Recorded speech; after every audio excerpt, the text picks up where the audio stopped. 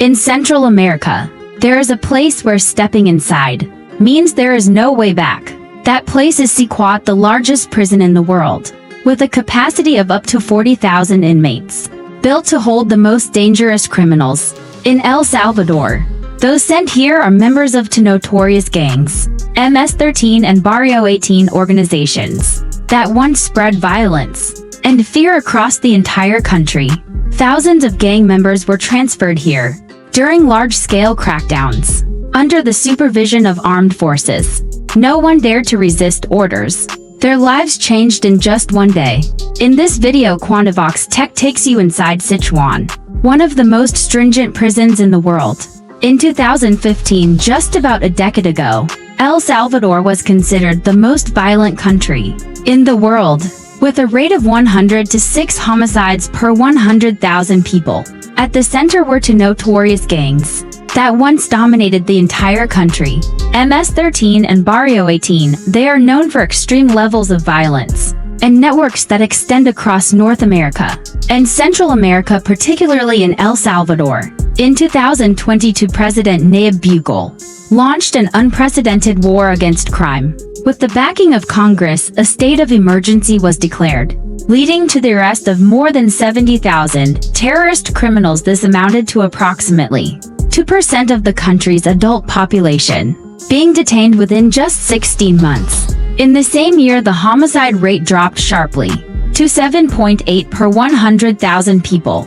To permanently isolate these terrorist criminals, El Salvador was compelled to construct a prison on a scale never seen before.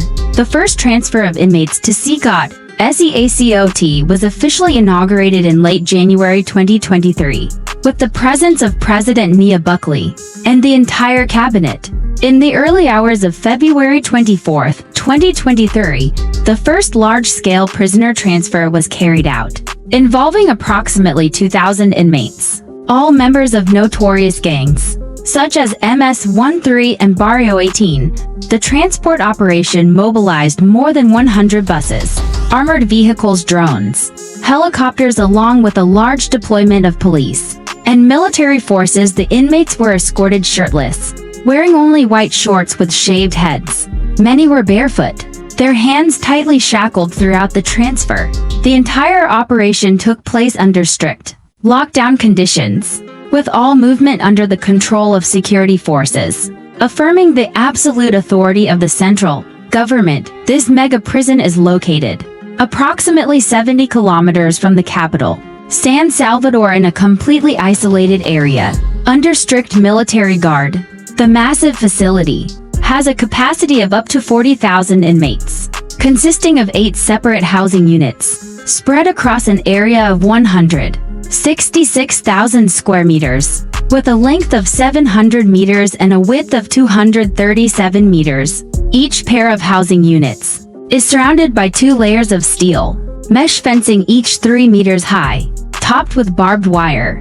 The entire complex is enclosed by 9-meter high, reinforced concrete walls, above which stands a 3-meter high electrified fence carrying 15,000 volts. CECOT features 19 guard towers, where armed guards equipped with rifles ensure that nothing can escape.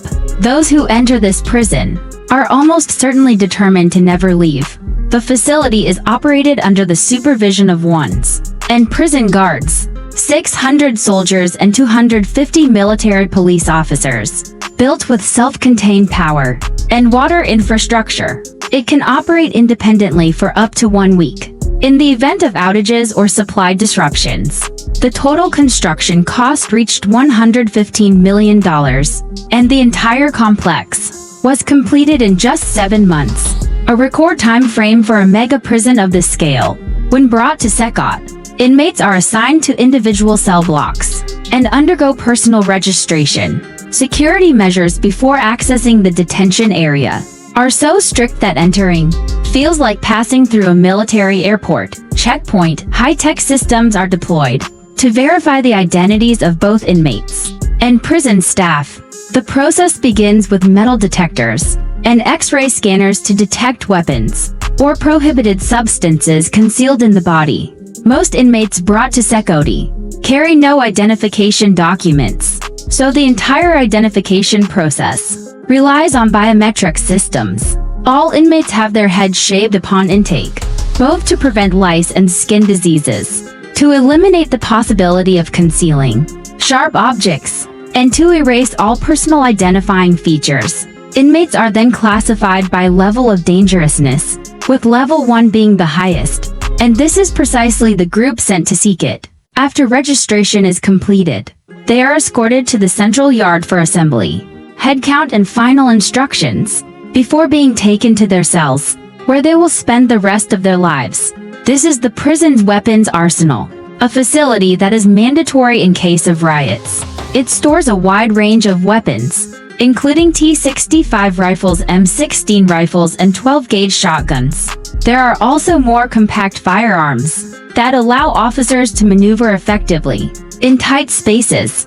Whenever criminals are arrested and escorted onto buses, various types of handcuffs and chains are used to restrict movement and reduce the risk of harm to officers on duty.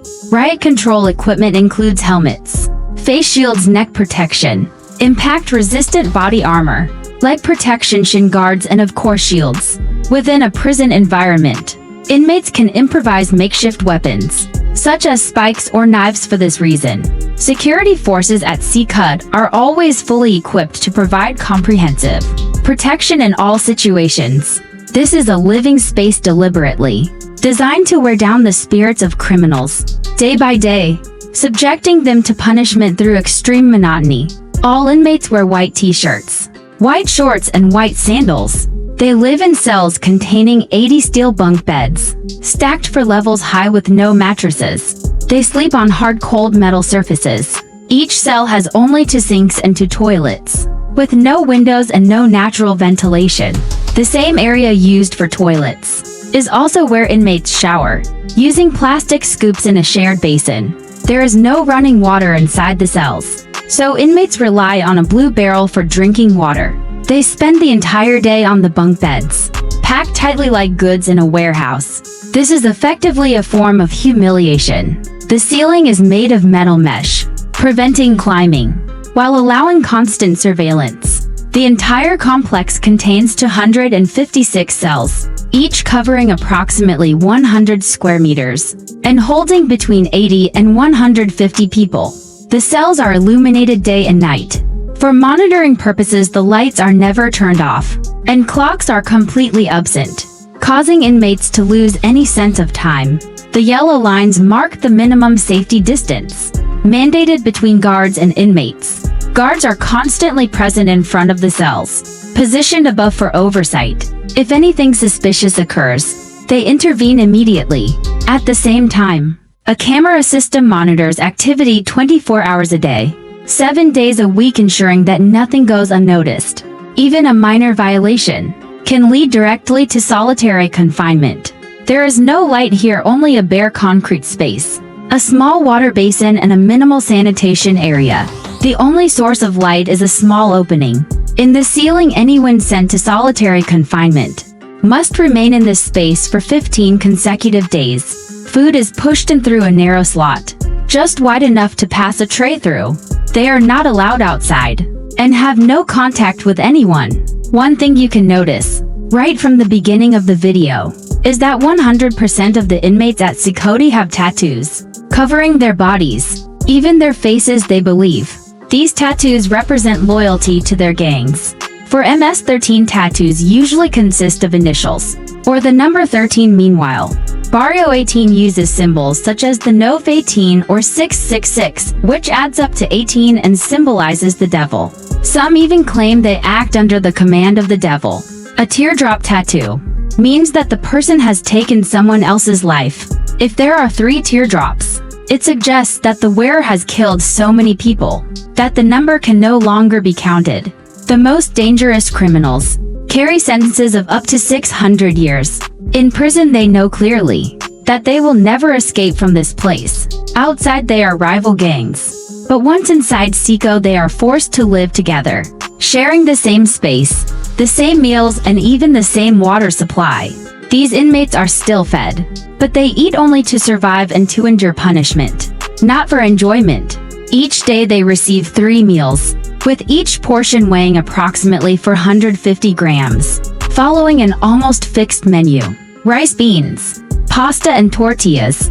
Lunch and dinner are essentially identical, while breakfast consists only of pasta and beans. This menu is maintained day after day, with almost no variation. President Nayib Bukele once stated that inmates would only be allowed to eat meat when the entire population of El Salvador can eat meat. Everyday meals are placed in front of the cell doors. Inmates distribute the food among themselves, eat with their hands, and must wash the trays before returning them. Each person's drinking water is supplied in blue barrels. Every other day, they are allowed outside for about 30 minutes to read the Bible or exercise. The remaining 23 hours and 30 minutes of each day are spent confined behind cold steel doors. From an operational perspective, CECOT is not merely a high-security prison, but a nearly self-contained semi-autonomous system. Inside, doctors and nurses are permanently on duty, providing basic medical care and dispensing medication daily, just enough to sustain life. All activities are monitored by the security camera system. Legal procedures are also internalized. Court hearings take place within the facility itself. Inmates do not appear directly before a judge, do not meet with private lawyers, and have no contact whatsoever with their families. Guards and agents at CECOT wear masks and hoods, while on duty not to intimidate, but to protect themselves and their families from the risk of retaliation, if identified. Appearing in residential areas or city centers could become extremely dangerous, as gang networks still maintain extensive connections outside the prison. In March 2025, the United States government deported more than 230 Venezuelan citizens to El Salvador, accusing them of being linked to the criminal gang Agua. The group was flown to El Salvador and then escorted by buses and armored vehicles to the Zeta prison. CECOT is not merely a prison, but the clearest symbol of a fundamental shift in El Salvador's security strategy. The facility was designed not for rehabilitation or reintegration, but to permanently isolate individuals deemed direct threats to society. For decades, gangs controlled the streets, neighborhoods, and even aspects of political life. CECOT marks the moment when that power was cut off, not through negotiation, but through the state's absolute control. Although the government of El Salvador's measures have sparked intense controversy, by 2023, the number of violent homicides had dropped sharply. This outcome significantly boosted President Nayib Bukele's approval during the 2024 re-election.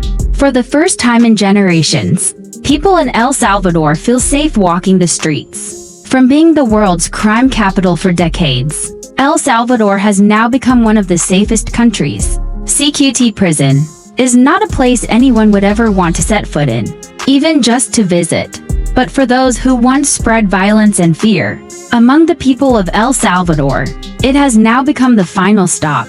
CECOT closes a bloody chapter in El Salvador's history, while at the same time opening a much larger question. When security is placed above everything else, what is the cost for many citizens? This is the first time they have been able to live without fear. Yet to the outside world, CECOT remains a controversial symbol of the line between order and human rights. El Salvador today is safer than ever before. But is this model a lasting solution, or merely an extreme phase in the fight against crime? The answer perhaps is still being written. If you want to continue exploring the darker sides and inner workings behind the world's most extreme systems of power, security, and infrastructure, subscribe to the channel, turn on notifications, and leave your thoughts in the comments below. We'll be back with stories that not every place dares to tell.